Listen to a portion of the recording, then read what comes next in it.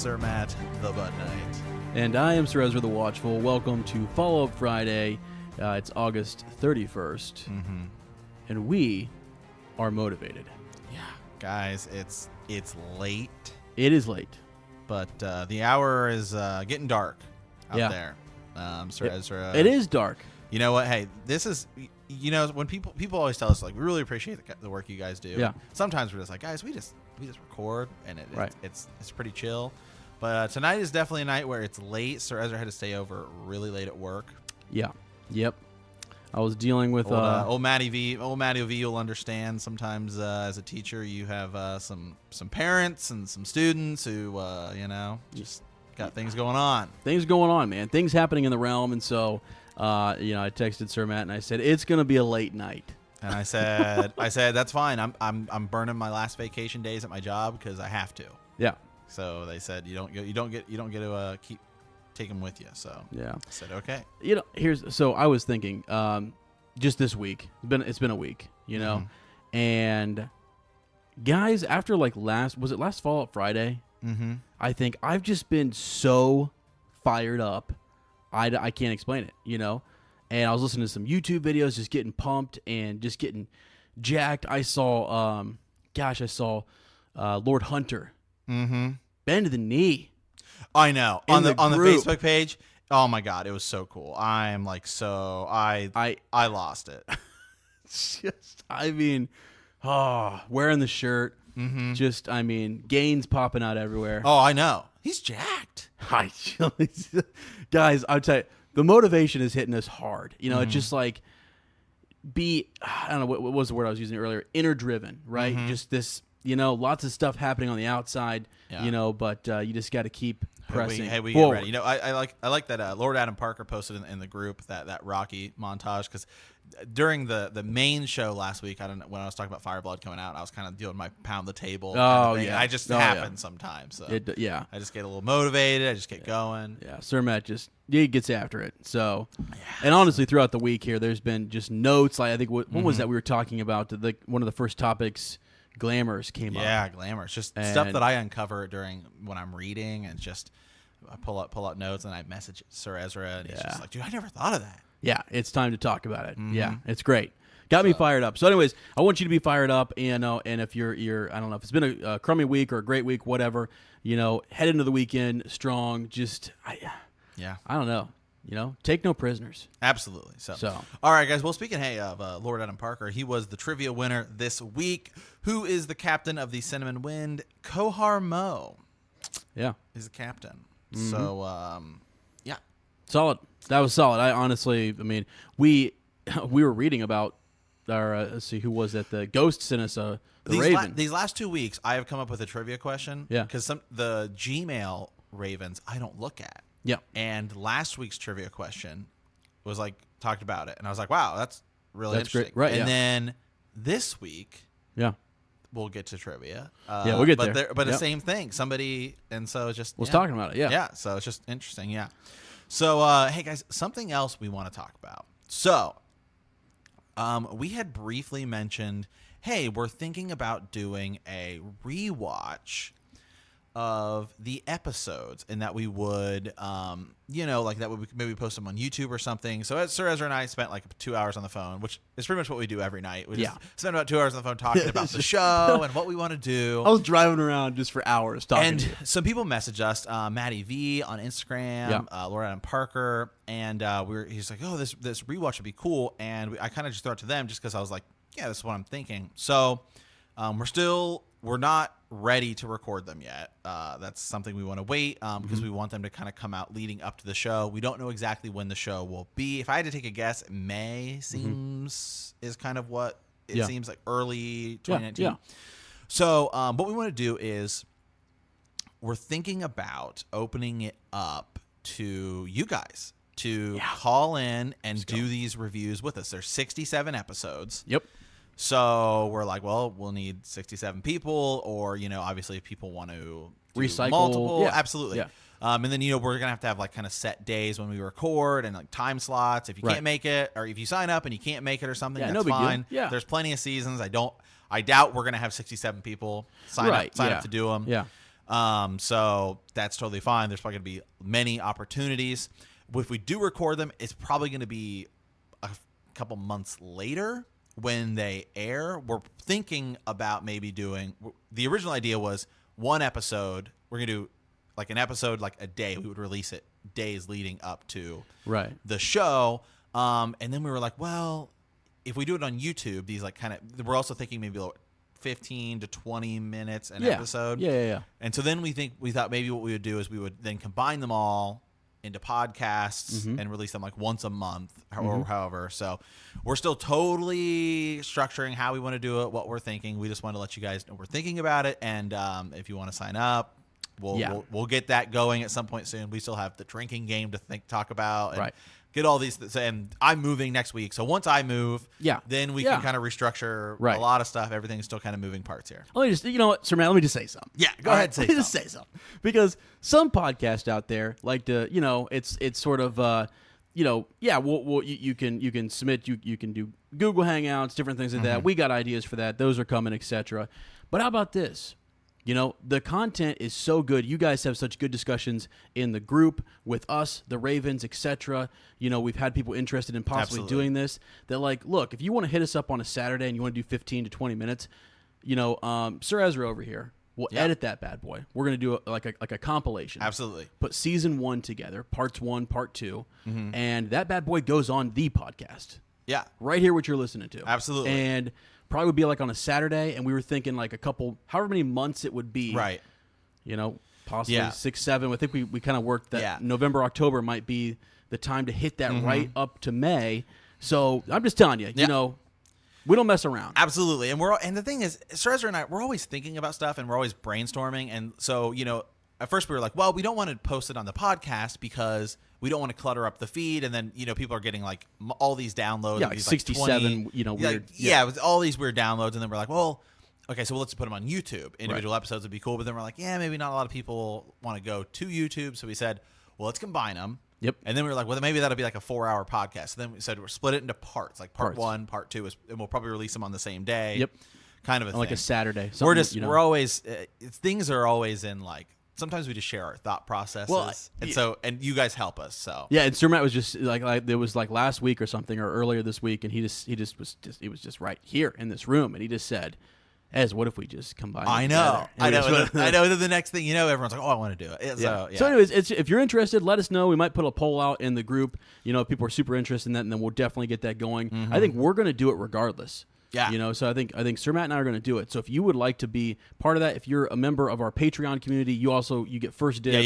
You guys obviously patrons get first dibs. We release a schedule. You sign up for a time slot, and you know, if you can't make it, cool. We'll just hit us up. We can then move times around, or we can kind of like, you know, play. Yeah. We're thinking like a Saturday. And these are gonna Sunday record. We're not gonna be recording these, you know, for a couple months probably. We're probably gonna do we're gonna pick a couple weekends and then record them, and then they may not air for a while. So you know, just keep that in mind. And again, this could all change because we're totally this is a brainstorming phase.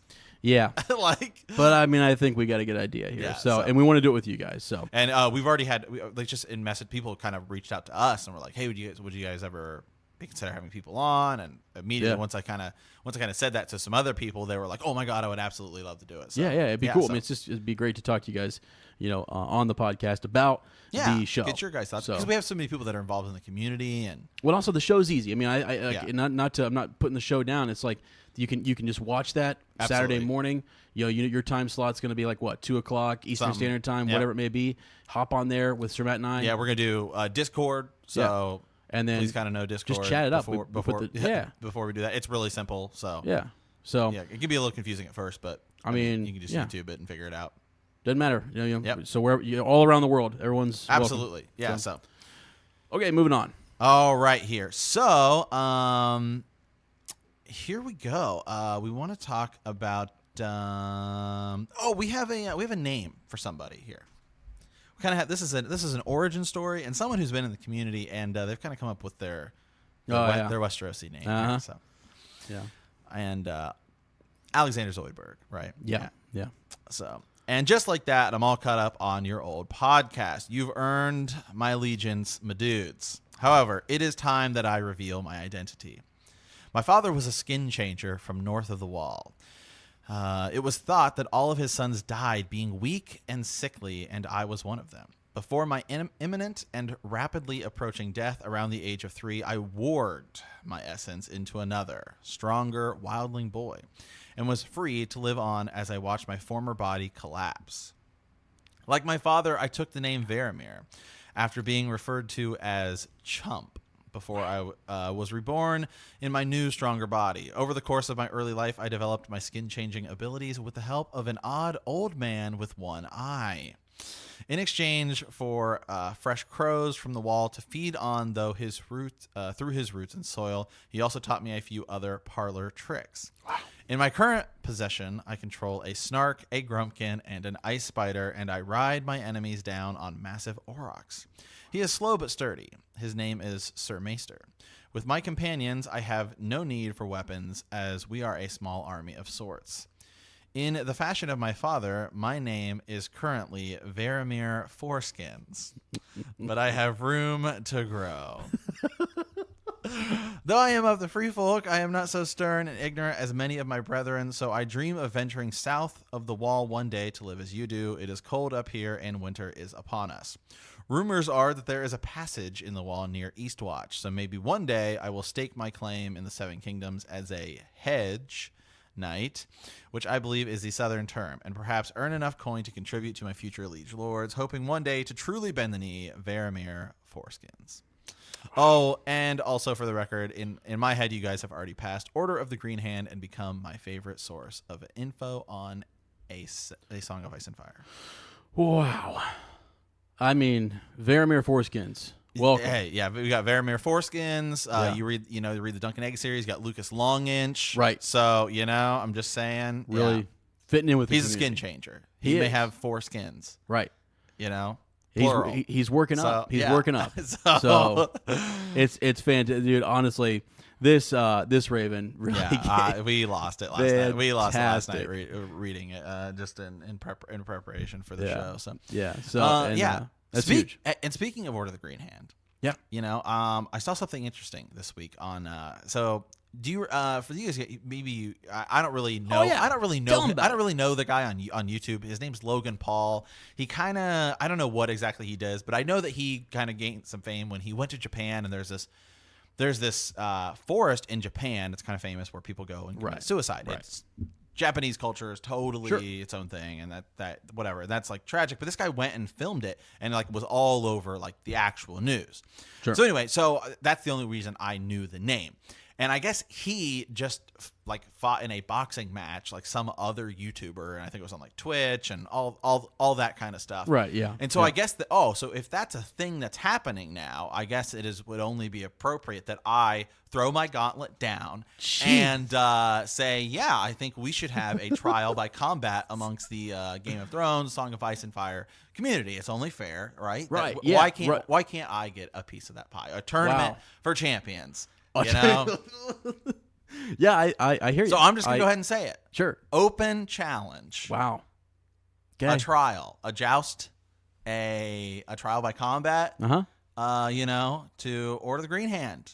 Or, I mean, maybe History of Westeros. Wow. Calling them out. I'm just saying. I feel like it would be good. It's for the benefit of the realm. It's for the realm. Yeah, actually, in the chapter we're reading this week for the main show, the Eddard chapter, where they're talking about the hand's tourney, and they're talking about all the problems it's causing. It's either Renly or Baelish that says, but tourneys are good for the realm. Yeah. Yeah. So I'm just saying, No, that's a good point. Now hold on. Now, Talking Thrones. I mean, some other people in the community. Yeah, but didn't something happen? Didn't Order the Green Hand say something that set you on edge? Okay.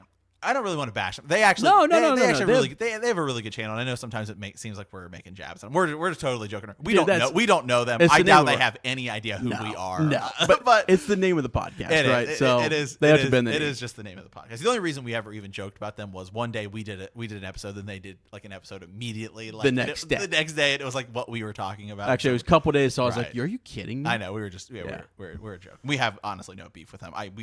I doubt they have any idea who we are. Like, yeah, they're cool, but but they. I'm just saying. Sometimes they say things though. Here's the thing. Gus would if Right. as much as I get sort of people are keeping an eye on what old Sir Ezra's saying over here. I mean, they claim it as fact. Over They do, there. yeah. I mean, they're making some bold statements. So, there's something I saw the other day where they were saying that that the kindly man had the same face as Bloodraven. Mm-hmm. I was confused by that, which actually will bring us to something I wanted to talk about. So yeah, cool. Yeah, I was just kind of confused about that. But anyway, I'm just saying, open challenge to to whoever. I'm confident. I'm confident in it's attorney in my skills. Let's have attorney. Like you said, they bring the realm together. It's for the good of the realm. You just kind of now. I mean, I'm just thinking about other people. With maybe the exception of Hafthor Bjornsson, who is the Mountain in who was an actual strongman competitor. Right. Yeah, I'll have attorney against anybody other than him. Okay, right. I'm out. Right. There's a video of him kind of joking around with Conor McGregor, and I mean, there's nothing you can do. Yeah. So no. Yeah. So with the exception of him, yeah. Okay. Right. Okay. So so my kind of notes for the week. I'm always taking notes, and something that kind of threw me off. Arya in the House of the Black and White, not the House of Undying. She's talking to the kindly man about the face changing, and she's talking about, well, I saw Jack and Hagar do this thing, and he referred to it as a glamour. Yeah. Mm-hmm. And that just threw me off because that's just not what I expected. And so I was just kind of looking up some stuff from the glamour. So here's something that they have a conversation later. So let me see here. In A Feast for Crows, the kindly man says, Jaqen used magic. All sorcery comes at a cost, child. Years of prayer and sacrifice and study are required to work a proper glamour. Mm-hmm. Mm-hmm. Then Maester Aemon to Sam, we all deceive ourselves. We want what we want to believe. Melisandre, most of all, I think the sword is wrong. She has to know that. Light without heat and empty glamour. Mm-hmm. Mm-hmm. The sword is wrong. Right. In A Dance with Dragons, Melisandre describes the nature of the glamour she used. This spell is made of shadow and suggestion. Men see what they expect to see. The bones are part of that. Was I wrong to spare this one? If the glamour fails, they will kill you. That's when Mance Rayder is being portrayed as Rattleshire, and he's like, I don't want the bones. And she's like, no, you need that armor. Yeah. She later is talking to Jon Snow. The strongest glamours are built of such things: a dead man's boots, a hank of hair, a bag of finger bones, with whispered words and prayer. A man's shadow can be drawn forth from such and craped around another like a cloak. The wearer's essence does not change, only his seeming. Mm-hmm. Mm-hmm. And then lastly here, when Arya first changes her face, it is described as something beyond a simple glamour. Mummers change their faces with artifice, the kindly man was saying, and sorcerers use glamours, weaving light and shadow and desire to make illusions that trick the eye. These arts you shall learn, but what we do here goes deeper. Wise men can see through artifice, and glamours dissolve beyond sharp eyes, but the face you are about to don will be as true and as solid as the face you were born with. Keep your eyes closed. Mm-hmm. Yeah. Now here's something interesting. Okay. In the Mystery Knight, Go ahead. The third Dunk and Egg book, it is pretty much, I mean, you can just read it and understand that Bloodraven is pretty much using a glamour to be Maynard Plum. Yep. Sir Maynard Plum. Sir Maynard Plum. And this is the only essence where I can think of the Melisandre type of glamour. Yeah. Where you can see through it, right? When Dunk kills, I can't remember his name. Was it Peak? Yeah, Gorman Peak. He's fighting. He tosses him down this well. Right. The whole thing. He sees someone come in, and he looks at. It's kind of dark, and there's this shadow, and he says, he sees one red eye, and then as it steps forward, it's Maynard Plum. Now it could just be Bloodraven changing into it at the time, but it also could be maybe Dunk is seeing through the glamour. Sure, yeah. Because that's the only other the only other time I can think of that someone where he says there sees through a glamour. Yeah, and because it's not really portrayed. The only time we really know someone using a glamour in the show or in the book is Rattleshire, Mance Rayder. But Melisandre's kind of saying to to Mance later on that for this to have its full effect, you need Right. to wear the bones, right? You kind of have to you need something else there. And I think when you look at what they're doing with the Faceless man or men is that they're kind of saying that like you have to totally become that person, right? Yeah. You were talking about how It's different. yeah, it's more well, it's almost like it's such a good glamour. It's like another level. It's almost like Right. if you were to like level out the Glamors, like they fully take on not just a new face, but like its characteristic, its Right. characteristics, like Well, yeah. Well, sound of voice. This led me into a different thing. We have been talking these past couple of weeks about kind of maybe the difference between the gods.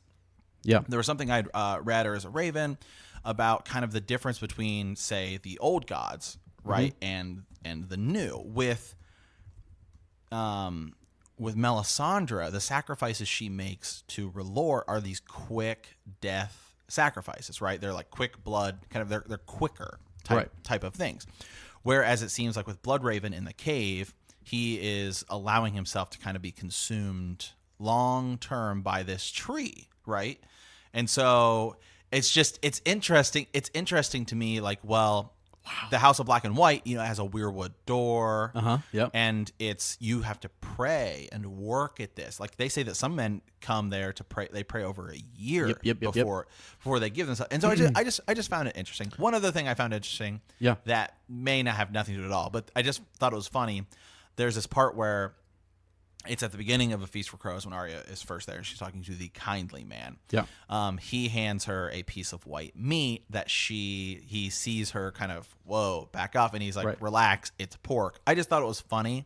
Yeah. Because the whole like Jojen paste theory that Bran is given this paste, and a lot of people think it is actually Jojen Reed he's eating.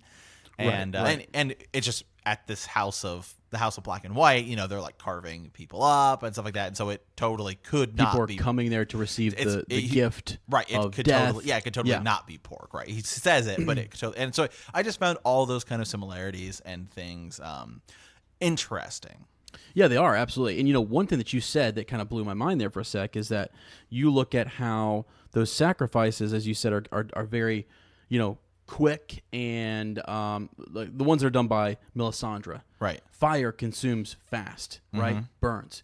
But that, cold preserves and or if it were to whatever damage, kill something, it takes a long time. Yeah. Doesn't it? To die to freeze to death. Yeah. Takes a lot longer than it does to burn to death. Yeah.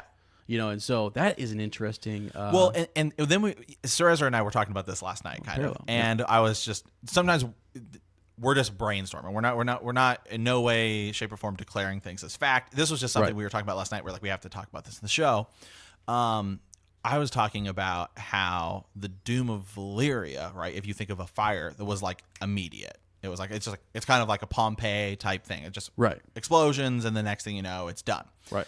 And then we were talking about, well, it's interesting that it's like the long night, right? It's this very long winter, and we're talking maybe the wild or the Children of the Forest, when they created the White Walkers, they knew like this is not going to be an immediate thing. It's going to take time to build this army, like this whole, this whole thing. And it's that idea, winter is coming. Like it's not here. There's like fire and blood, and then winter is coming. Like it's like fire and blood. It's happening right now. Right. As opposed to winter is coming, this long thing. And so and no, I'm not proclaiming anything. I'm just saying sometimes this is thought process. Yeah, it's good to think about that type of thing, because when you look back at the long night and then you try to make connections to what may be happening in the series now, it does take some time. Yeah. I kind of feel like we're going to be surprised either by how quick things happen or how long it's going to drag out, or what have you. So when we look back at those histories, it's sort of like, the hero, as he's traveling with his companions, and he loses his dog and his horse and so on.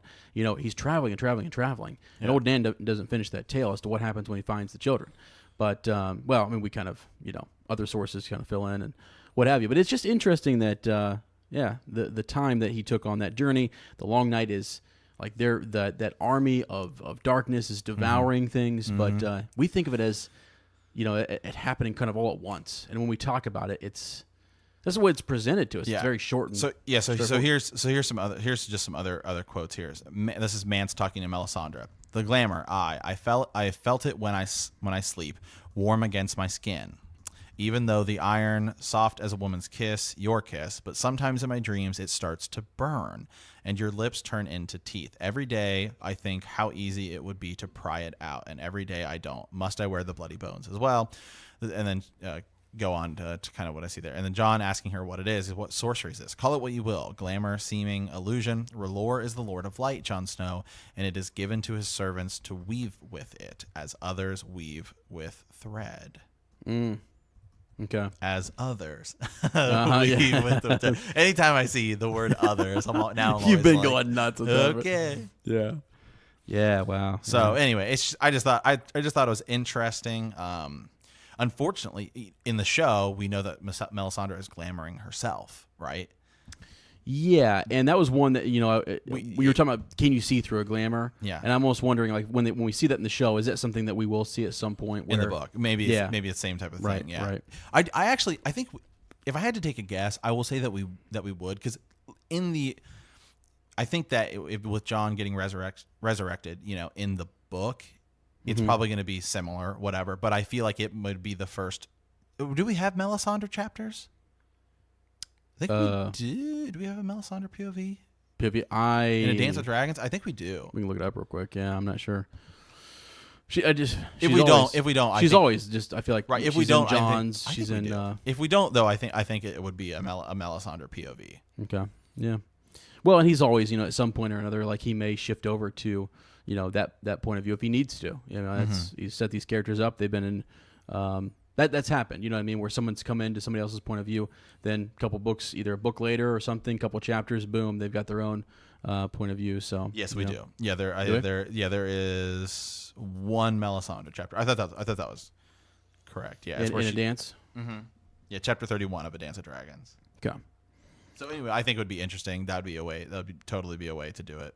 In well, and we're talking about Glamors, and we brought this up, I think, a couple weeks ago. We were talking about Rhaegar and hid the possibility that he could be glamored, out there on the Trident. All of those rubies that have been talked about. It just, why rubies? Yeah. We talk about the ruby that glows on Melisandre's neck, and then we've got this, why use rubies? Why is that the jewel that's on Rhaegar's chest? Yeah, the Melisandre chapter, I just pulled it up, is actually where she's having that conversation with air quotes Rattleshire, right. Yeah, and it's where she looks into the fire and has the whole Blood Raven vision, right? So, yeah, so, yeah. So, anyways, I don't know. Anything else there on that? I mean, no. I'm just kind of tossing it out to you guys. What do you guys think? Well, and something you guys might want to look at if you get on Reddit and look into the Rhaegar ruby theories. Mm-hmm. People who have possibly found them, or rubies that have washed up on different isles, right? How many were there? All that type of stuff. Yeah, I just pulled up a Reddit thread, and there's this is years ago. People have been talking about this kind of stuff, absolutely. But it's like it's something that's neat. Once you find it in the book, you're like, whoa, there it is. You make that connection. It's pretty cool. So, okay. Yeah, I think it's time. Let's move on here to our next. This one's submitted through Instagram. This she has sent us a couple messages here. Andrea, I believe is how you pronounce it. Anyway, good sirs, I have a few questions for you. I'll just read the whole thing and then we'll kind of go back. Will Lyanna Mormont be in season 8? Also, another question: do you think Game of Thrones is building up to this whole Dany baby thing? Is a bit too much? Obviously, there's going to be a baby, but what is going to happen to / with it? Another question: will the Night King demand it? How do you think the show will end? I continue to enjoy the show. Yeah. So. Cool. All right. Well, Lyanna Mormont in season 8. Yeah, I do. In season 8, yeah, me too. I think for sure. It might not be a huge thing. I actually think we might have saw some news on her. I think. Remember, we were trying to track her down for something, and she was busy. We sent her an email because we were at one point we were like, hey, let's see if we could hit up, because in some of our other projects we've had success. Oh gosh, yeah, hitting people up and stuff like that. So yeah, some interviews with people, really awesome people. And so we were just like, yeah, we'll give it a shot, and so we sent her like publicist thing. Right, and I think they said she was filming. Yeah, they did. Yeah, sure they actually responded and said, I was like, maybe, okay. she's just kind of busy right now. Yeah, I will say this. It is actually interesting. We just kind of look at that as there's no reason not to ask. So we've just kind of asked a lot of people. Right. Right.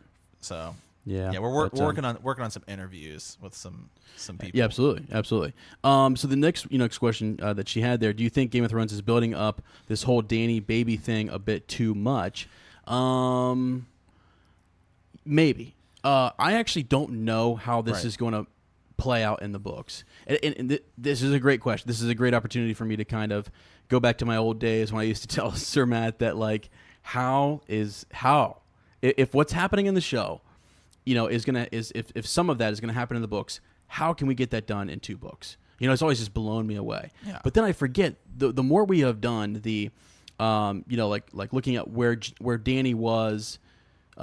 You brought this up. Like each chapter, we're like, okay, we're on Dany. Let's look at where Dany was last time. Yeah. When you do that, you can actually see, boy, they traveled quite a distance, and things have happened. So maybe he could fast forward through some of this, and you can get us a pregnancy and a birth by the end of right. And like something else we realize as I do the POV reads, which is interesting right now. I'm doing Arya. I've realized, as we've said before, like the Eddard chapter we read last week. Yeah. Or the week before, because it was like Eddard, John Eddard. Yep. That's where you get Arya training. Yeah.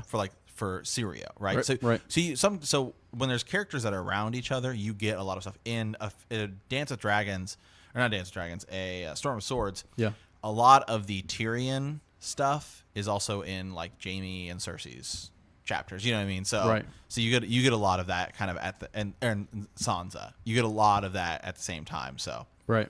Yeah. Okay. And same thing with John and Sam, right? I mean, so many of their chapters. If you wanted to do a POV read, you'd have to read John chapters too to see what's going on with Sam. Oh yeah, absolutely. Yeah, for sure. So, but the piece with the baby, I think our point there is that you can get, I mean, there's ways in which he can definitely do that. I've always just been sort of like, how fast is he going to move through some of this? Right. From chapter to chapter, from point of view to point of view, how far our character is going to go. You know what I mean? Because what you have what I call the Robert Jordan effect, which is like, all of a sudden you have a character who just blows up in less than a year and is like a full-grown man. And you're like, what happened? You know what I mean? Like, so I hope he just pushes us forward as much as we can. So I want some time to pass. Yeah. So yeah, and the other thing is we don't know in the show that Dany is pregnant. We know that Cersei is, I'm going to say air quotes, pregnant. Some people think she's lying. Right. But we at least know Cersei is pregnant, right? But so Dany, we don't know. We're all assuming that she's going to be pregnant. So yeah. So I think that's, I would say 90% what's the case. I think that just because as she says here, they have been building up to it. So again, will the Night King demand like the baby? Yeah, I don't know. There's also the whole little Sam, right? Gilly's baby. So there is kind of this question about these babies and what impact do they have, and I don't know. I've heard a lot of theories. To be completely honest, I'm sorry. I don't know. Yeah, there's just a lot with that, and there's. I mean, I don't think we're gonna see anything like that by the end of the show. Do you? Well, is Dany gonna have like all of a sudden we're gonna have like a pregnancy and then like she's gonna have a baby? Yeah. All in one season? I don't know. I mean, I guess season 1. I mean, you look at like she kind of went into didn't she go into early labor? Right. You know what I mean? Yep. So I don't know. It's possible, but I think it might be more revolving around what's happening with Cersei. What if the 3 heads of the dragon is the 3 of them? Yeah. Okay. Yeah. The baby, Dany, and John. If those are 3 people, there's 3 heads of the dragon.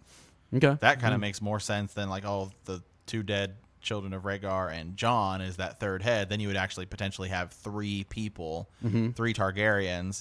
Then it's like, you think of like an immediate family. If they say, get married or whatever, right? Then could be the 3 heads, right? Yeah. Okay. Anyways, good questions though. I mean, that's and then how do we think the show will end? Oh yeah. Yeah, we talked about this before. I always go back and forth, as new information comes out. Right now, I've been on this weird theory lately. I've been just talking to Sir Ezra about it, about Sansa and what her role is, and all of this. Yeah. I will say, I do think it's interesting. I still think that Sansa, you could. Well, I was talking about this the other day. What if Jon has to? What if the two people Jon has to kill once, like the idea, like the Azor Ahai prophecy, he stabs his sword in the heart of a lion, right? Mm-hmm. And then he stabs it in the heart of one he loves. And I thought this was interesting because I was like, isn't Sansa technically still in the show? She does marry Ramsay Bolton, right? Right, yeah. But she was still married to, and it wasn't annulled, Tyrion. So theoretically, you could argue she is a lion. And then he would be killing the one he loves, which would be Arya, because both of those are his, air quote sisters, right? Mm-hmm. Yeah. And so he doesn't love Sansa as much as he loves Arya. So what if he had to kill both of them? That would be an interesting way of becoming Lightbringer. Then you still have Daenerys alive. I don't know. Yeah. Well, I just haven't. That's just people have thrown out theories for literally every possible thing at this point, and that's just not one I've read. And I was just thinking about it. And I was like, I don't know. Well. And it's always fun to talk about. Yeah, we were going to say. I think we were going to say this from the main show, but I'm going to go ahead and say it now. The short little 1 second clip that happened or whatever. Yeah. So like you just mentioned like Tyrion and Sansa and that whole like it hasn't been like I just saw comments on YouTube where she's looking over his shoulder like does she see Tyrion? Her husband. Who does she see back there? As Jon shows back up to Winterfell. So yeah. She's just she's looking at the camera. She's looking at the camera. Shot. But like it's just like people are blowing like who's she looking at? What is she seeing? What are her eyes telling us? It's like I don't know. Guys. It's like Jon and Sansa hugging. Like it's like okay, like it's not anything. It's like he must have got off the boat. Like Yeah. So.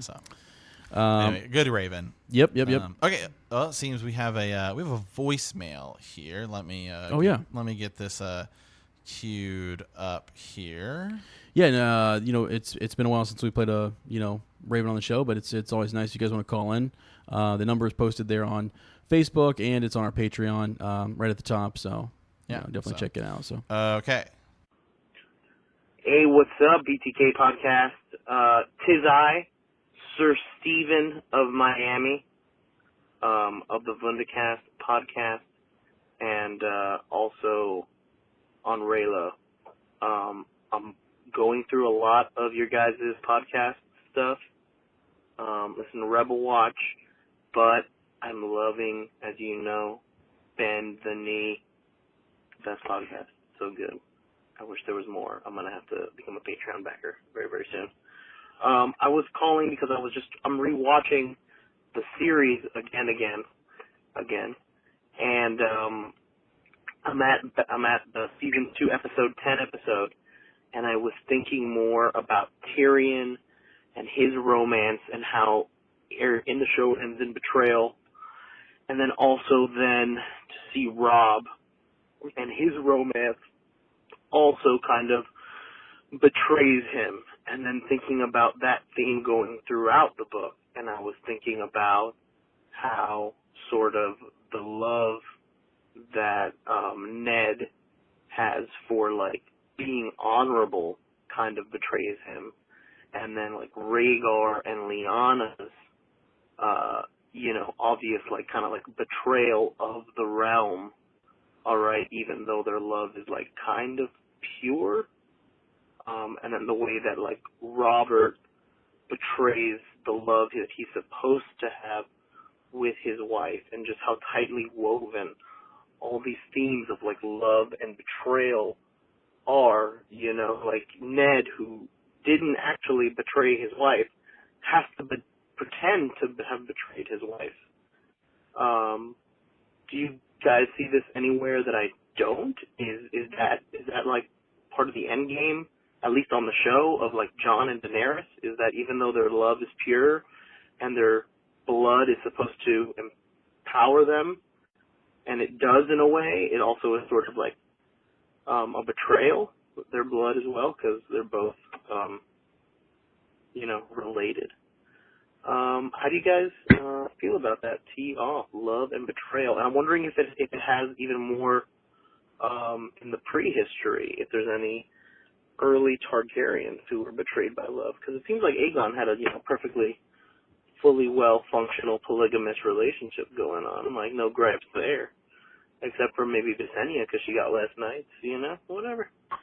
Love the show once again. I'm just a little old hempenite here from Miami, rocking the BTK podcast, blasting out the Prius. You guys are the best. Wow, nice. Yeah, thanks. That is a Thoughts on the theme? Well, I will say this: when it comes to Daenerys, there is the whole prophecy about being betrayed once, for money and once for love. Right. Yep. And is that in the show? What? The being betrayed by those three things. Oh, I don't know. I'm more sometimes you say show and I was blank. I know. I'm more of I'm so in the books. It's in the books, yeah, right? So there is she is still supposed to be betrayed. Yeah. What is it, for money, for something, and for love? Mm-hmm. The whole betrayal thing, and then if you look kind of at Cersei and Jaime, there's another relationship that has been there is a lot of betrayal in that with Jaime and Cersei, and it's ultimately, it seems like it's ultimately cost Cersei, and that Jaime's like, nope, I'm done, totally done. Yeah, as he's gonna ride towards Winterfell. So yeah, with Daenerys, I don't know. There's so much crammed into the Daenerys Jon stuff, and as you said, Sir Ezra, they have so much to get through in the show, let alone imagine what the book is going to be like. Because if you have this Jon Daenerys love stuff that you have to cram in there, and possibly a ton of prophecies that are still going on, that backstory on the Night King, the war with Cersei. Right. Yeah, it's a lot. There's a lot. There's a lot. So on the show side of things, the whole Dany treasons bit, I'm not so sure. But in the books, I mean, right. it definitely does. I guess I got the quote pulled up here. Yeah. 3 fires must you light: 1 for life, 1 for death, and 1 to love. 3 mounts must you ride: 1 to bed, 1 to dread, and 1 to love. 3 treasons will you know: 1 for blood, once for gold, and once for love. Yeah, I was saying 1 for once, whatever. It's the same thing. So yeah, I mean, there's that. There's a lot to unpack there, and people have, you can go look up. I mean, there's thousands of different comments and thoughts on Reddit and elsewhere as to who these people could be. Hizdar, Drogo, so on. Right. John. People are making all sorts of cases for Dario, and just who are these people? Or what are these situations? Yeah. In which she'll be betrayed and stuff. So it really, what it does, I mean, once you read something like that, you're really always watching, aren't you? Yeah. For what's next, kind of like she is. Who's next? What's happening? Who could it be? I don't know. It's yeah. Yeah, so. but the general theme of love and betrayal, I mean, it's there. And maybe it will change with Jon and Daenerys. Maybe that's the thing, is that it seems like Daenerys was told she wouldn't have kids. Mm-hmm. Yeah. So it seems like what they're aiming towards, at least in the show, is the idea of Daenerys talking about breaking the wheel, is that the wheel has always been this kind of betrayal, right, with love. And even you can look at Aegon's relationship, and there were the rumors of Rhaenys. Was that right? Not Rhaenys Targaryen. What is the Visenya and Visenya. And you mean the original? Yeah, the original. Yeah, it's Rhaenys. Rhaenys, yeah. Yep. That Rhaenys was sleeping around. Oh yeah. So, sure. So there is kind of, I guess you could argue, a betrayal there. And so, I mean, there's kind of betrayal in a lot of these relationships. As you look at, you could even look at Rhaegar and Lyanna. That it's fine because in the show, they get married, but he did kind of betray. If you swear, until your last day. Well, he didn't have his last day with Elia Martell, so yeah, and he crowned her the queen, and he crowned Lyanna the Queen of Beauty while he was still married to Elia Martell. So yeah, that's kind of lusting or whatever for another woman while you're married. So yeah, I don't know. Maybe this whole Jon Daenerys thing is gonna break that wheel. There is gonna be no betrayal, unless he stabs her for. Yeah, because to kill the Night King. To become Azor Ahai, and all that stuff. Yeah.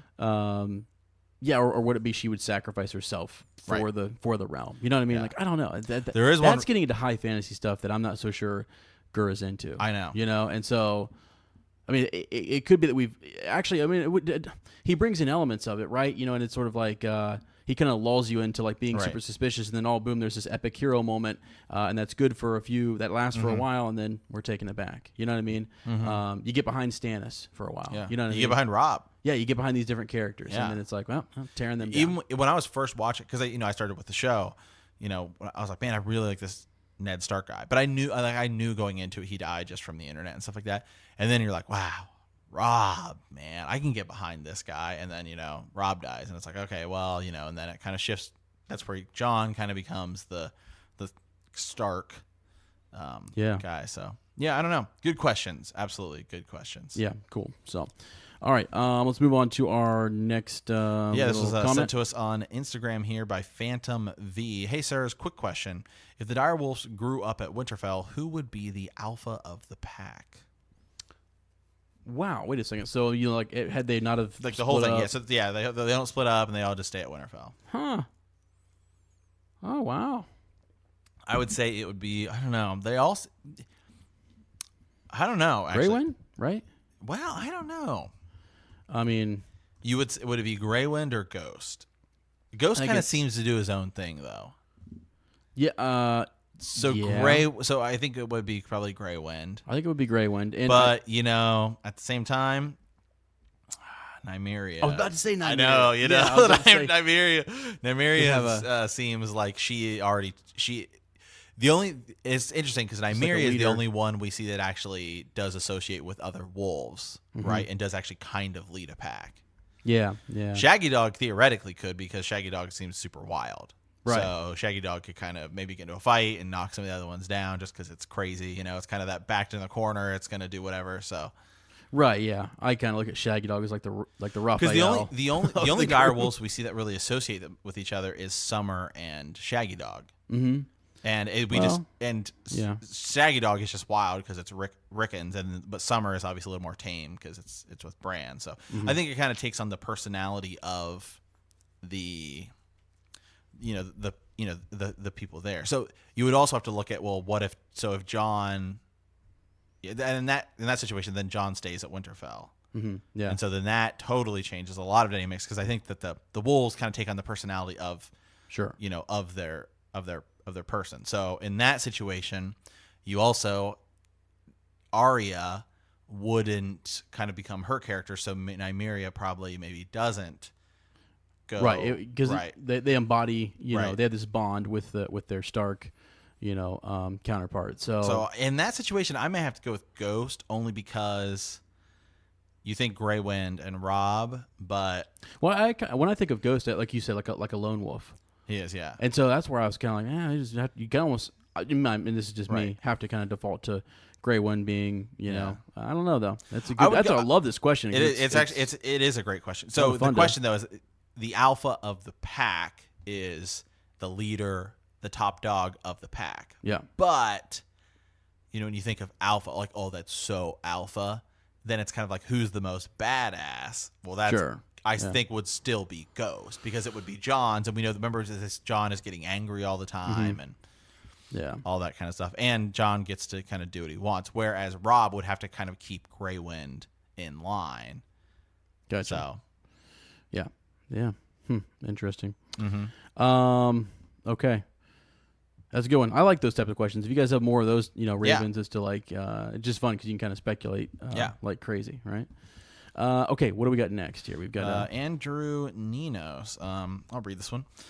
I recently re-listened to your episode of the Night King invading. Strictly show speaking, I think season 8 goes, episode 1, a lot of dialogue between the characters, everyone kind of showing up at Winterfell, and the Whites storming south to Winterfell. Episode 2, Battle of Winterfell. Episode 3, Dragon Fight. White Dragon and Rhaegal die. Everyone flees south. Episode 3, they use the Vale and the Eyrie to bait the Whites and kill a good amount. Last battle happens in King's Landing / the Trident or the Isle of Faces. A couple random thoughts. What about Jaime killing the Night King? Joffrey makes fun of Jaime for having no achievements in the Kingsguard book, and Jaime answers there's still time left, right, to put his time in the book, and he's also the Kingslayer and all, and a podcast episode on Maester Aemon. And then another one here. If the Night King is Roderick Stark or the 13th Lord Commander, whoever you believe, at some point he was human and an adult, since whites don't age, wouldn't he speak the common tongue? So so a couple things there. Yeah, that is definitely an interesting take on what could happen in the show. I did actually read, this could totally not be true, that it was like an HBO executive had said that the episodes are not going to be 2 hours long. Okay. Yeah, I think more maybe like hour and a half, like an hour and 15 minutes, something like that. So, so that's just something. That's just something to think about. Gotcha. We do know this. We do know there's at least one point there's going to be an enormous battle somewhere around Winterfell because it was filmed over 55 nights. Yeah, for sure. Absolutely. I was trying to look up a little bit more on the 13th Lord Commander, which comes up from time to time. But as people made the connections to is that the Night King? We've had these talks before. But I don't know. That's let me get back to his original question here. So. Anyway, I would actually love to do at some point we do think we want to do just some podcast episodes, kind of extra episodes or bonus or whatever, just maybe in the Maester study of the main show, kind of just like character breakdowns. Because Maester Aemon is someone who's super interesting because you have talk of him in World of Ice and Fire, you have talk of him in the Dunk and Egg series, just kind of he's bookish and things like that, and then obviously stuff in the main series because he's super interesting because theoretically he could be king, right? And what does he know? There's the tough. You were kind of talking about this the other day. How does he even know of the Sphinx? Right. Yeah. Yeah, I know. Well, that's there's the thing. So there's a ton about Maester Aemon. There's a lot, and Marwyn the Mage, basically knows that Maester Aemon's a boss. Yeah, and they let him waste up on the wall because of his blood and who he is. So I think we're gonna get some more about Maester Aemon.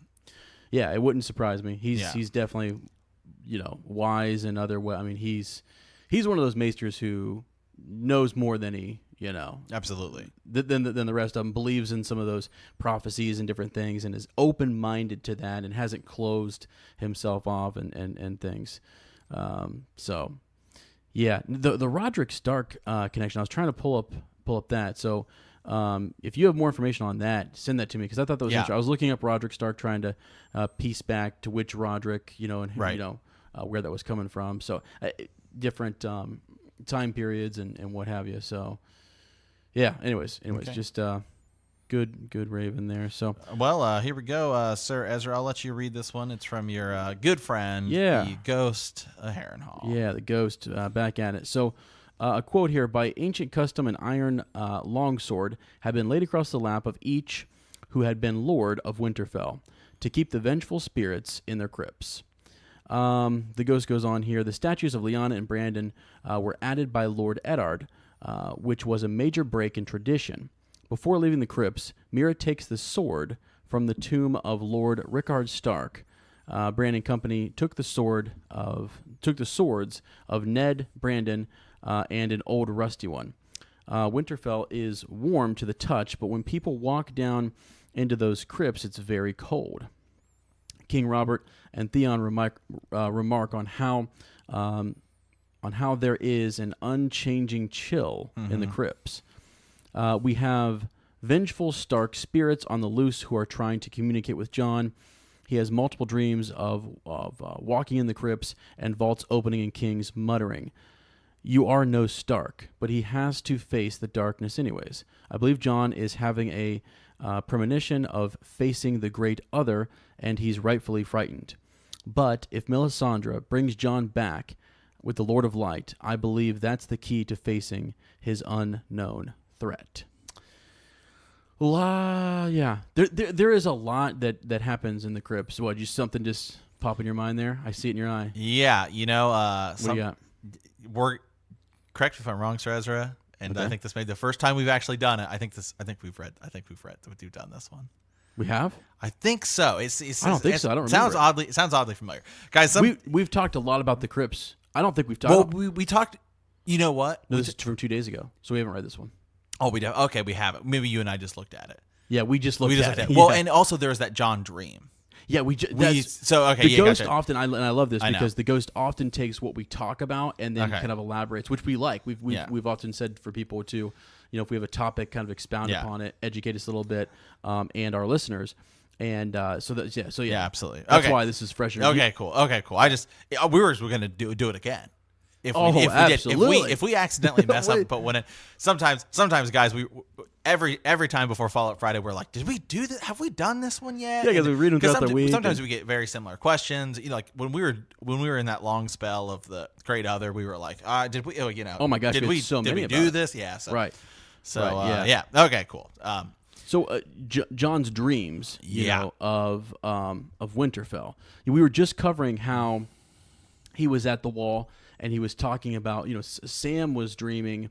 Well, actually, John just shared that he was dreaming about his time in Winterfell. Yeah, right. Yeah, so that's to why Sam. Yep. Okay. Cool. Yeah. Yeah, and he's thinking, that he's not a Stark. He's fearful to go down there and face these, the old kings. Mm-hmm. And then the ghost is right that there's this breaking in tradition in putting, brother and sister down there. Because they weren't technically, lords or kings of Winterfell. And so why is that? What was so significant there? Yeah. Because he doesn't seem like someone who would break a tradition like that. I'm sure there's another spot for down in the crypts where you could put different people, but not to make a statue of. You know what I'm saying? Right. Like their bones can still be taken there into the crypts, but to have a statue, and I'm not sure that a sword was. Well, actually, let's see. What does the ghost say there? Was the sword taken from? Well, it's also interesting. The chapter that we're doing this week for the show, it's where they're kind of the council and they're talking about it. And is it? I think it's Renly shows. It's either Renly or Lord Baelish that shows Eddard Stark kind of the picture, right, of Marjorie, and he says that she looks an awful lot like Lyanna, and he says no. He immediately dismisses it. So Eddard Stark, remembers, and he also has this statue built of her, so it is easy for him to go see what Lyanna looked like, because Robert, says that he in the show, and maybe in the book, I can't remember right now, about he can't even remember what she looks like.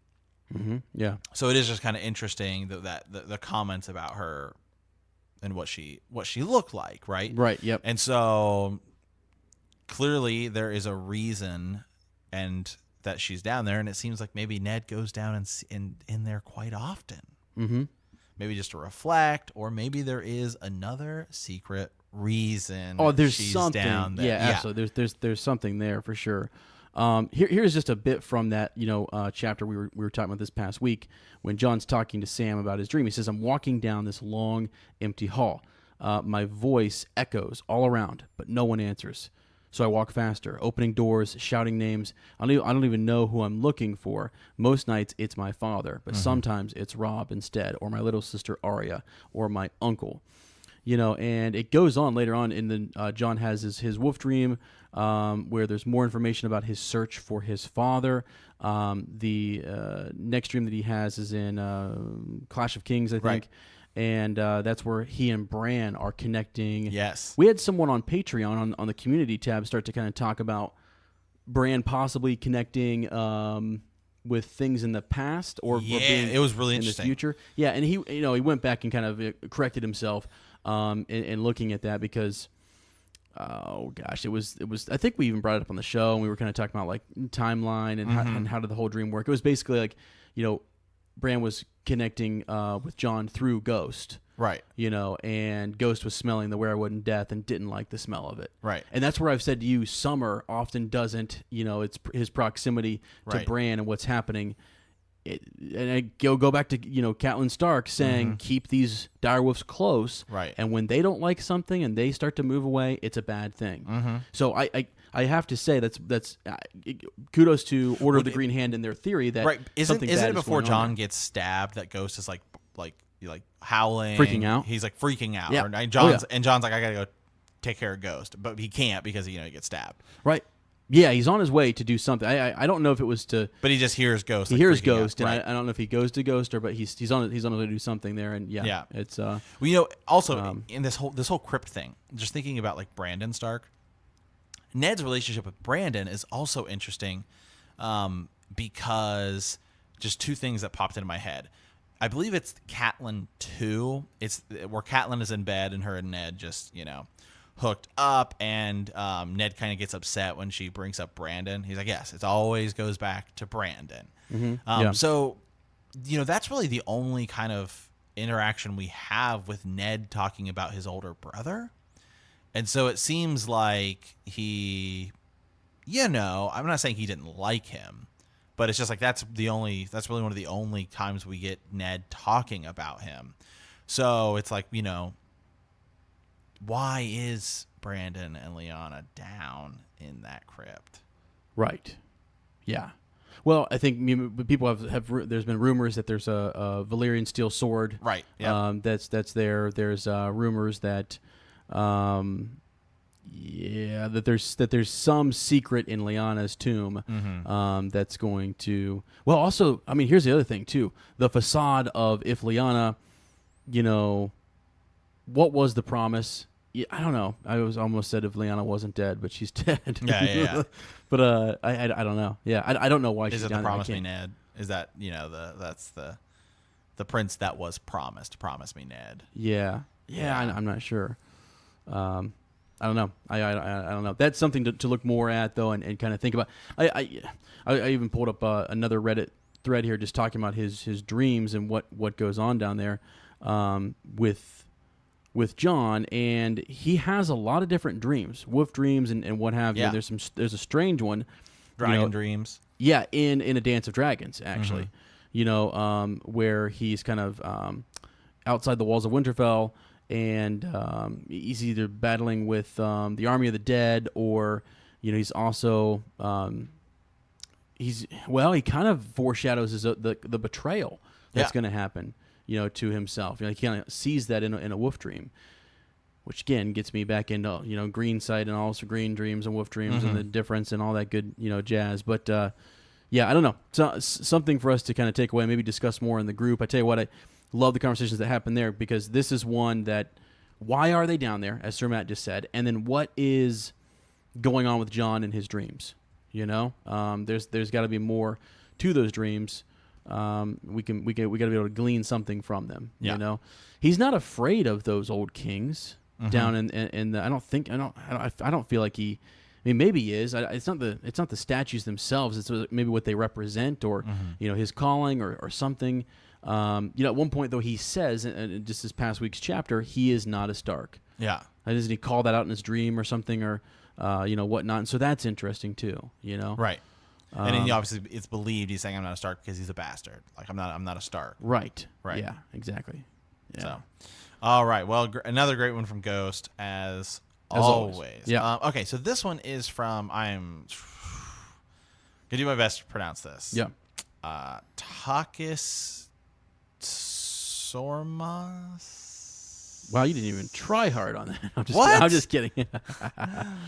So yeah, probably butchered that. Anyway, let's go here. Do you think, in an effort to prepare for the invasion from the Whites at King's Landing, Bran went back in time and entered the Mad King's mind, similar to what he did when he broke Hodor? He could have shown him the future and gave him the idea to plant wildfire within King's Landing, not for Robert's rebellion, but the future invasion of the Whites. Entering his mind could have broke him, similar to what happened to Hodor when he was chanting "Burn them all." He was referring to the Whites when Jaime kills him. Mm-hmm. I actually think we've talked about this once before. We have. Too. It's definitely a bigger theory that's brought up quite a bit. But I love thinking about it. Because you think of like the Mad King. Well, and actually, we'll be talking about him this week as we dive into the first part of him, because he's not so mad, right? He's not mad, and it actually he goes mad is when he gets.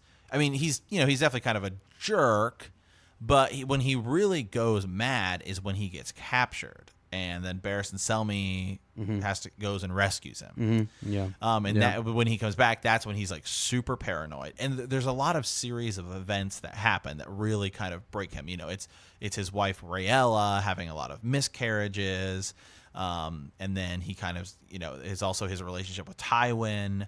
And then when he gets kidnapped, that's when he stops like cutting his nails and bathing and all, you know, all that kind of stuff. And it is this kind of down the line thing. In the show, when we see Hodor, it's like this instant, quick kind of a thing. But even still, you see the succession, right, where it's hold the door, hold the door, hold the door, hold the door, Hodor, and then it kind of slips into that as he's kind of having like a seizure is, you know, ultimately what it looks like. So maybe because that was such one big crazy event, maybe Bran, you know, is going back in time, and so he's kind of viewing the Mad King multiple times, and every time he goes in, he causes more damage, right? Just as kind of how Jojen kind of warns him about every time he goes into Ghost, he's like, you know, you're going into him a little bit much. Like you shouldn't, you know, just because, or not into Ghost, excuse me, into Summer. Because he likes going into Summer because he can run and he can eat. Who says that? Jojen? Jojen tells Bran, about when he starts first learning how to war. Oh, and he's going into Summer a bunch, and he's like eating and all this stuff. And he's warning him about, like, you know, you got to take it easy, right? Right. Yeah. So maybe it is this thing where Bran is oversteps, and it's not the way he does it with Hodor, but it's this one like huge traumatic experience. It's multiple times, like seeing things. So yeah, I got you. Yeah, that would be, yeah, that's interesting. I don't know. Okay. But yeah, that's definitely a big theory. I think there's a lot of validity to it. I think that makes some sense. Yeah, or maybe it's the Mad King is being pushed to the edge because he's just, you know, as he goes older, and then Bran goes in and it just, breaks him, right? Yeah. Yeah, because as you said, there was that turning point with Sir Barristan Selmy, but is there something, you know, more? Is there a point where he goes even you know, more crazy? You know what I mean? Well, you know, it is kind of a natural progression. At least this is what the World of Ice and Fire tells us. Is that it is a natural progression, but then once he starts talking to the pyromancers is when he really, that's the next level. Yeah. So he has like the traumatic experience where he gets captured, and then he starts suspecting everyone. Yeah. And like they say, because he goes to the tourney at Harrenhal, which he had never gone to anything. And it's really, I think, when he comes back from the tourney at Harrenhal is when he starts getting a little more like this, starts really getting this idea of wildfire. Yeah. I think it works both ways, really. Because the idea that he would want to leave them nothing, but then also it's kind of extreme. This is your son you're talking about. You've got your son's children there and different things, and it's suicidal and weird. Yeah, you know, it's mad. It's crazy. Yeah, and it does seem weird that for some reason he just finally snaps. Yeah. So. Yeah. Okay. All right. We got next here, Caleb Riffle, Citizen, and this is the one where I thought we might have actually read this before. But we'll take a look at it here just real quick. The idea, this idea has been floating around my head for a while, and I don't think I've heard anyone talk about it yet, but I could be wrong. I think we did read this one, but I can't remember anymore. I can't. So this is more of a show-only idea, but in Season 7, during the episode, The Spoils of War, Jaime charges after Dany, where Bronn ultimately saved his life, by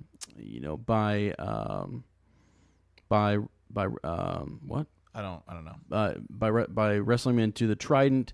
Then in the following episode, Bronn and Jaime resurface down the Trident far away from the battlefield.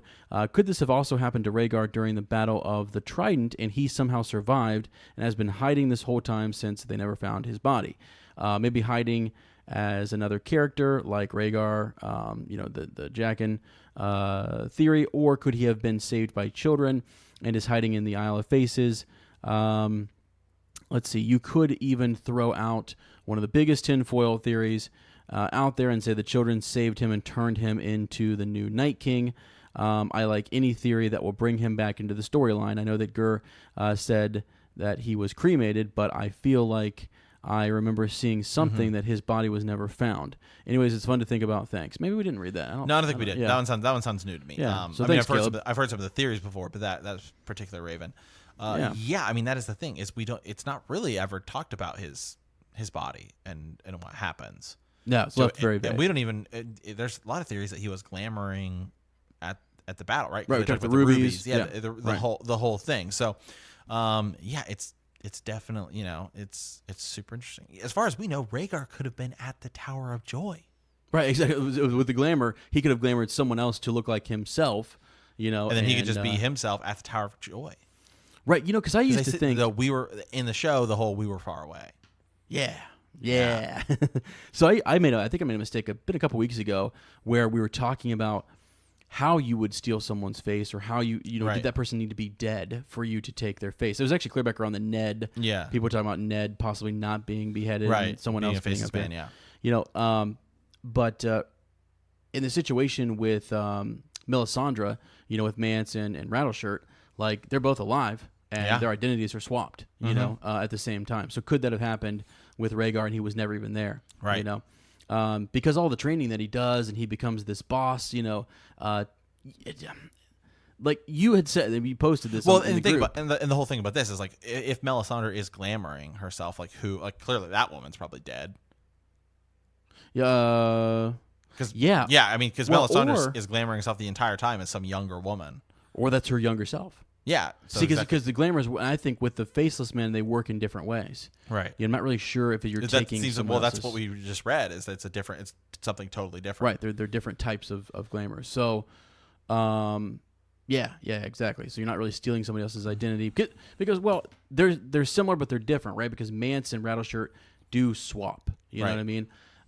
So there's that. But Melisandre seems like she's just appearing younger than she possibly is, if you go by what the show has going on there. Because otherwise, who is she really hiding? Right. She's just hiding that she's ancient. You know what I mean? Type of thing. And the other thing with the glamour, it seems like a glamour is you have to, it's almost like you're playing a part. Right? Whereas like the Faceless man, like you can't just be playing that part. You like almost have to become that person, right? Like their personality, that stuff. Because it seems like when Mance is Rattleshirt, like he is, it seems like he's like clearly playing the part of being Rattleshirt. And when Rattleshirt is glamored as Mance, he's like freaking out, being like, I'm not who you think I am. You know what I mean? So yeah, there's that to it too. Like with the Faceless man, like that's definitely not something that it seems like you would be able to do. I mean, you could, but it's not like part of the whole thing. Yeah, for sure. Yeah, I get you. Now, the other interesting thing that was mentioned there was the idea that the body, they were talking about Bronn and Jaime washing down the Trident. Right. If it's a big river and it can actually move a body quickly down the river, and maybe he sheds some of his armor or loses some stuff along the way, is he picked up? I mean, the people who we think die that don't die, that are picked up later by the Silent Sisters and different things. It's kind of like, it's absurd. Could he wash down into an area where like the Isle of Faces or someone picks him up and takes him somewhere sacred and stuff? That totally could happen. Right, and the whole, to me, it's more likely that there was a glamour and he's somewhere else, or he is pretending to be someone like Mance Rayder, all that. All that stuff. So to me, like the Rhaegar as Mance Rayder or something else theory makes more sense than to me. Then he was just some random guy. I mean, I don't know who he would be. So I don't know. Oh, what about? I mean, hold on a second. Like if Rhaegar is still alive and he is a character we've seen, who would he be? Right. Yeah. The Rhaegar Jaqen one doesn't make a lot of sense to me. It's cool. You mentioned Rhaegar Mance. Rhaegar Mance, the Mance Arthur Dayne theory makes a lot more sense to me than the Rhaegar one. Yeah, me too. So something that's happened. Hallan Reed and his family, who are they hiding? Yeah. What's going on there? Somebody's being hit. Something is secret there. Right. And it's a I'm down for the idea that he's just alive and being hid somewhere. Yeah. Yeah. Now I was thinking, who is the person who takes his place if there's a glamour swap? Right. Would it be one of the Kingsguard? Are they all accounted for? Like I was thinking back to the three There's a Martell that we don't know. He just dies, I think, at the Trident. Right, kind of goes with him, type of thing. Yeah, I don't know. Because there's 3 that go to the Trident, 3 that are at the Tower of Joy, and one. Yeah, Jaime's back. Yeah. Huh. I don't know. I love thinking about that idea. Once you throw in the idea that people can be glamored and they can be different people, when you saw that Bloodraven was a simple hedge knight, Maynard, Sir Maynard Plum, you're like, wait a second. I mean, holy smokes! Check every Moonstone and Ruby that pops up in this series, So yeah. Anyways, now, but before you get that last Raven, right? Okay, so that last one, we have an origin story coming up here. But I pulled up some stuff that I just want to stimulate some conversation. Is that okay, Sir Matt? That's fine. I don't believe I read trivia. Did I? No, I didn't. I missed it. Oh my goodness! Time then. Let's do it. It's time because I was like, hold on a second. I must have skipped over trivia. So all right, just want to make sure I get it because Adam Parker will definitely call me out if I don't. So Robbie Newcastle, all these people. Yeah. All right. In the books, who kills Polliver at the inn at the crossroads? In the books. Yep. Who kills Polliver at the inn at the crossroads? Yeah. Good one. I like this one. Yeah, this is a good one. This one made me think. This took me back. I love, where your mind's at sometime in these stories because it's like in a place I haven't been in a long time. In the show, it is my absolute favorite scene of all time. You often bring it up for it's my favorite. Motivation. It's my absolute favorite scene. So. Yeah. Now, so earlier we were talking about some of these dreams that John was having, and I think it's if you get a chance to compile the dreams that Bran has, that Jojen has, that John has, Dany has. Lot to do. I love this about Gur's writing. There's so many different dreams, different interpretations and things. So we've talked about the one where he recently in this past chapter, where he was talking to Sam and what happens, and what have you. So now later on, coming up, we'll have another John chapter where, he's dreaming again that he's at Winterfell, and he's wandering the empty castle searching for his father. And, this time the dream had gone further than before. In the dark, he heard the scrape of stone on stone. When he turned, he saw the vaults were opening one after the other as the dead kings came stumbling from their cold black graves. John, woken in pitch dark, his heart hammering. Even when Ghost leapt up on the bed to nuzzle his face, he could not shake this deep sense of terror. Okay, so they're dead. The dead rising. There's that whole piece, right? Okay. Later on, I think it's in Clash of Kings, he has another, he dreamed of direwolves. Okay, there were 5 of them when there should have been 6, and they were scattered, each part from the other. He felt a deep ache of emptiness, a sense of incompleteness. The forest was vast and cold, and they were so small, so lost. His brothers were out there somewhere, and his sister, but he had lost their scent. He sat on his haunches and lifted his head to the darkening sky, and his eyes echoed through the forest, a long, lonely, mournful sound. As it died away, he pricked up his ears, listening for an answer. But the only sound was the sigh of blowing snow. John, ? The call came from behind him, softer than a whisper, but strong too. Can a shout be silent? He turned his head, searching for his brother, for a glimpse of a lean, gray shape moving beneath the trees. But there was nothing, only a weirwood. It seemed to sprout from solid rock, its pale roots twisting up out of fissures and hairline cracks. The tree was slender compared to other weirwoods he had seen. No more than a sapling, okay? Yet it was growing as he watched, its limbs thickening as they reached for the sky. Wary, he circled the smooth, white trunk until he came to the face. Red eyes looked at him. Fierce eyes they were, yet glad to see him. The weirwood had his brother's face. Had his brother always had 3 eyes? Not always, came the silent shout. Not before the crow. He sniffed at the bark, smelled wolf and tree and boy. But behind that, there were other scents, the rich brown smell of warm earth and the hard gray smell of stone, and something else, something terrible. Death, he knew. He was smelling death. He cringed back, his hair bristling, and bared his fangs. Don't be afraid. I like it in the dark. No one can see you, but you can see them. But first you have to open your eyes. See? Like this. And the tree reached down and touched him. Bran's part. Okay? Bran's part was it any wonder he would sooner dream of summer dreams for his wolf dreams? Here in the chill, damp darkness of the tomb, his third eye had finally opened. He could reach summer whenever he wanted, and once he had even touched Ghost and talked to Jon, though maybe he had only dreamed that. So you had brought this up to me. Mm-hmm. This is that whole piece where, you get, those are two different chapters, by the way. Those are two different points of view. You've got Jon through Ghost having this dream. Mm-hmm. So what's really happening there? Is Bran actually touching? We've talked about this before. Right. Is he touching, Ghost and Ghost is shying away? Let's move on just a little bit more so I can get through all this.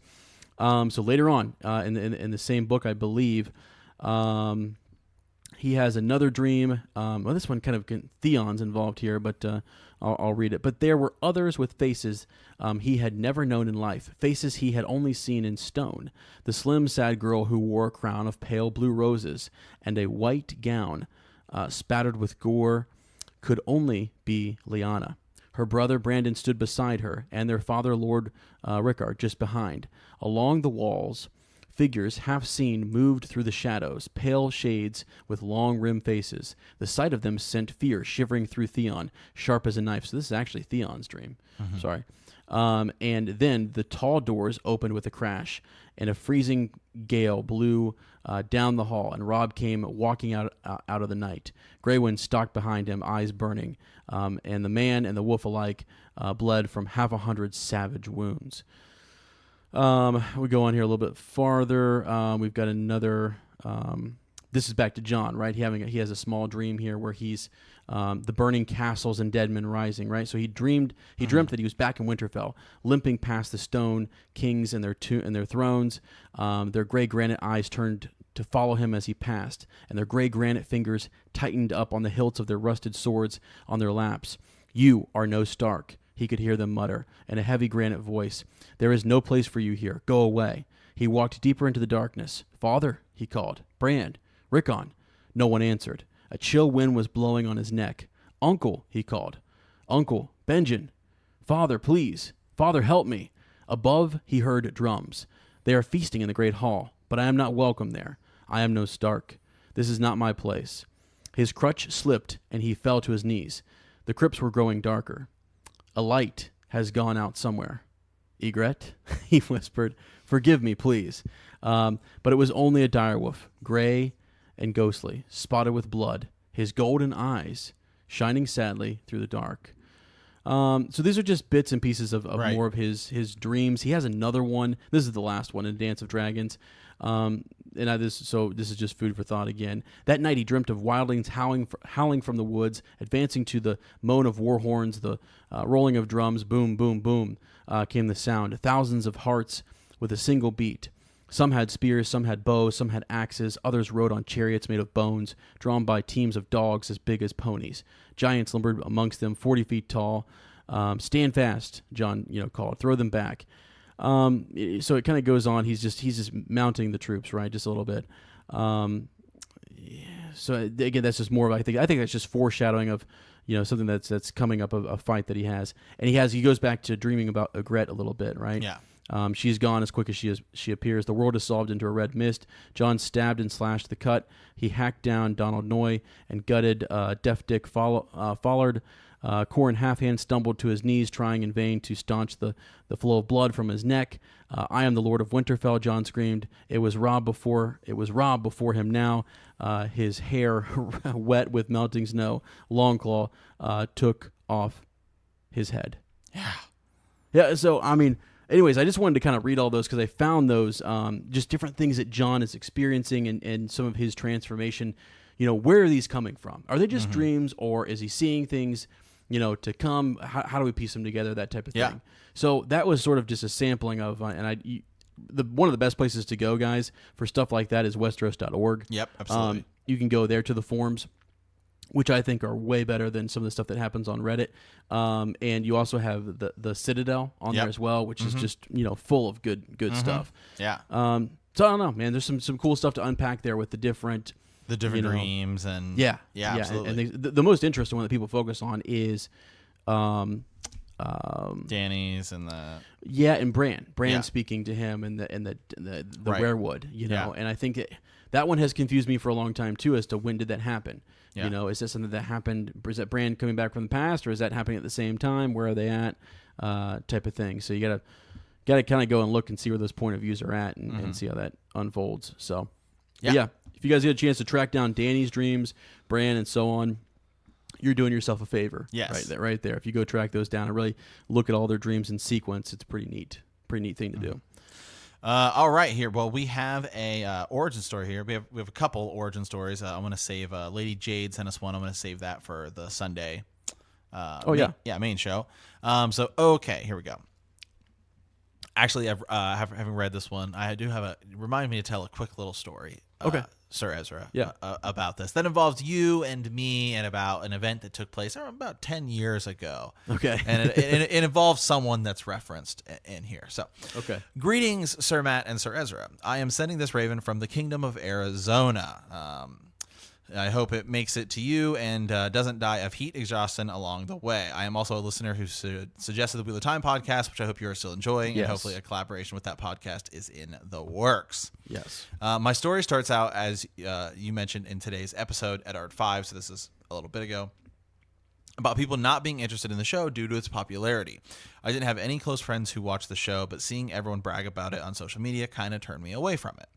I remember I was watching an Arizona Cardinals football game, and the star wide receiver Larry Fitzgerald, this is who the stories will be about, was asked what he was going to do when he got home from the game. He responded, "I'll be watching Game of Thrones again." My interest grew a little after that. Yeah. I tried doing a little research and kept coming across articles about A Song of Ice and Fire, not knowing it was what the show was based off of. I thought the internet was trying to trick me.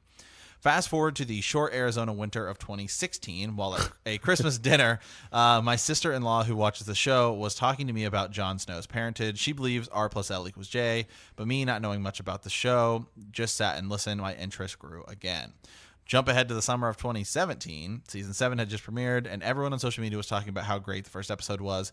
My lady wife and I both at the same time said to each other, we should watch Game of Thrones. Yep. So we somehow ended up at a friend's with a friend's DirecTV login, and ended up watching the whole series up until the ending of season 7. I then bought the books and started reading them, but due to a position switch at work, I just didn't have time to read anymore. I was halfway through A Clash of Kings.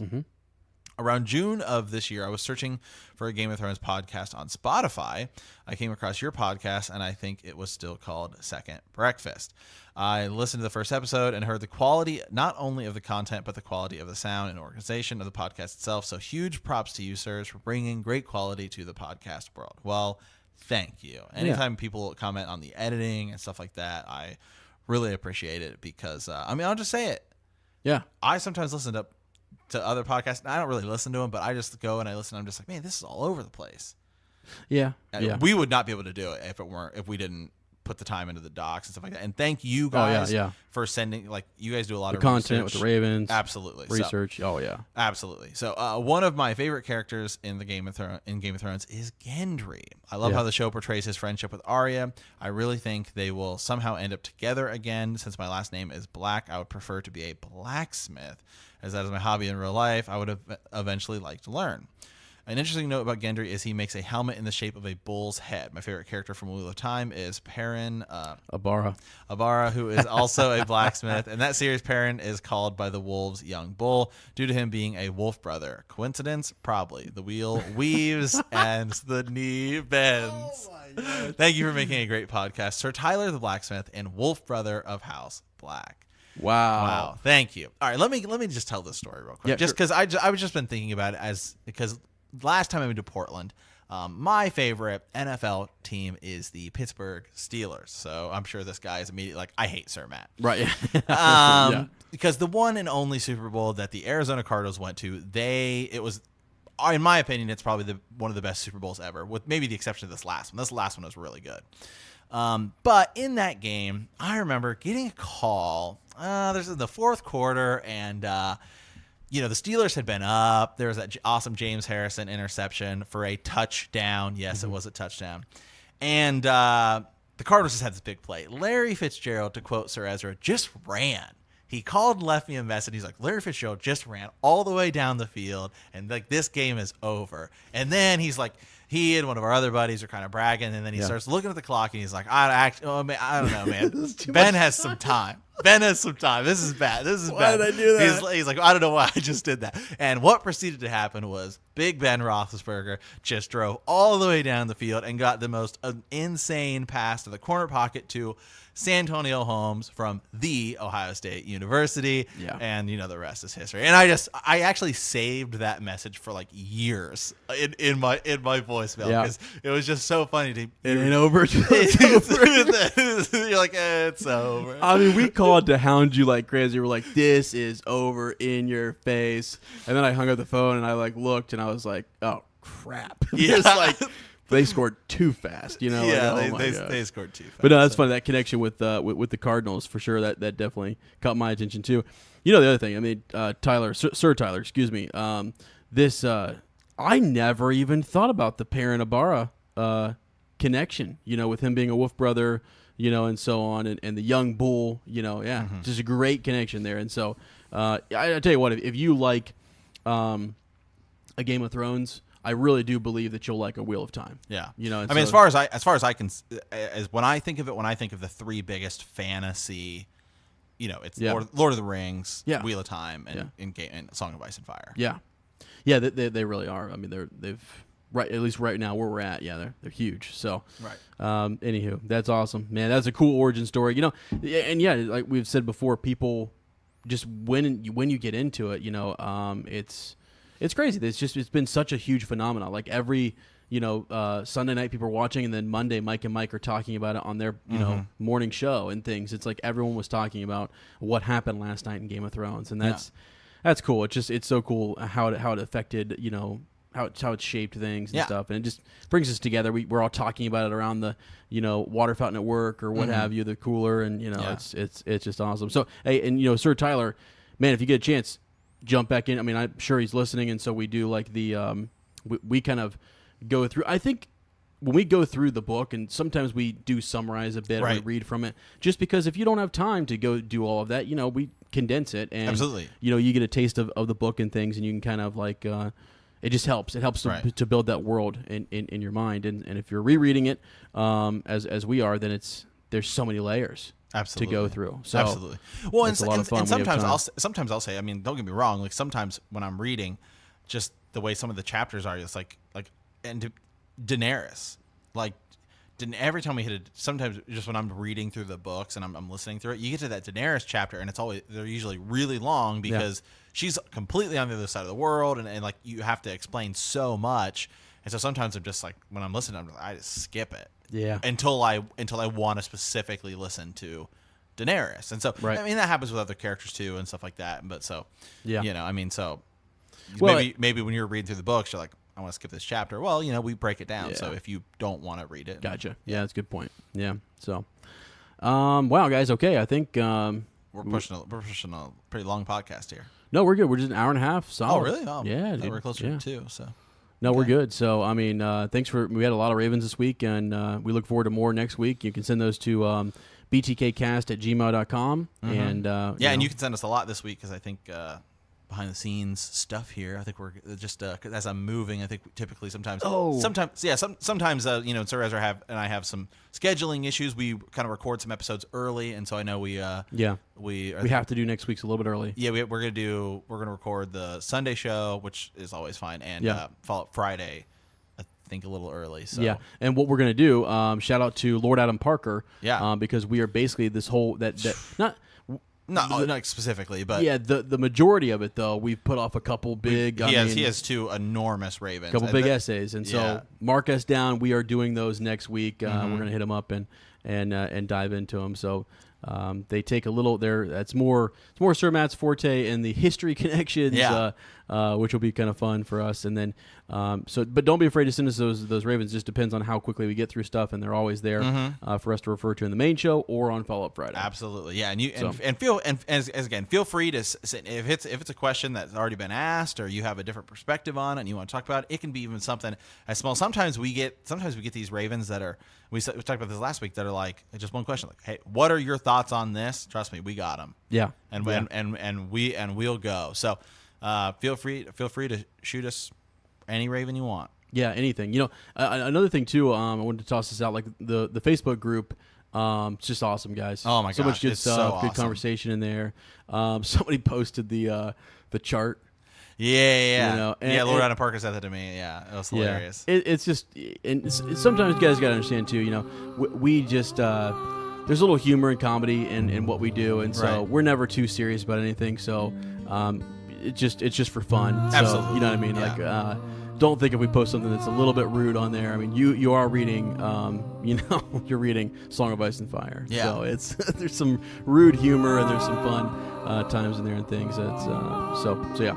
Anyways, there's that. Also, when you send your ravens in to btkcast@gmail.com, if you have something specifically from the book and you want to point that out, and if you want to note even like if you've been reading ahead and you're sort of like Sir Matt taking notes, jot us down that chapter. Absolutely. Because we love to just dive into the whole chapter and pull, look at the context of where that kind of came from. Even on your Reddit, theories and things that come up, it's nice because they have those references there, and you can just go. I have all the right next to me. Normally at every show, I've got like a stack of books, and I just pull it up and I try to leaf through it and get after it. So, yeah. All right, guys. That is Follow Up Friday for this week. We want to thank you, as always, for playing the Game of Thrones with us. And in the words of House Stokeworth, proud to be faithful.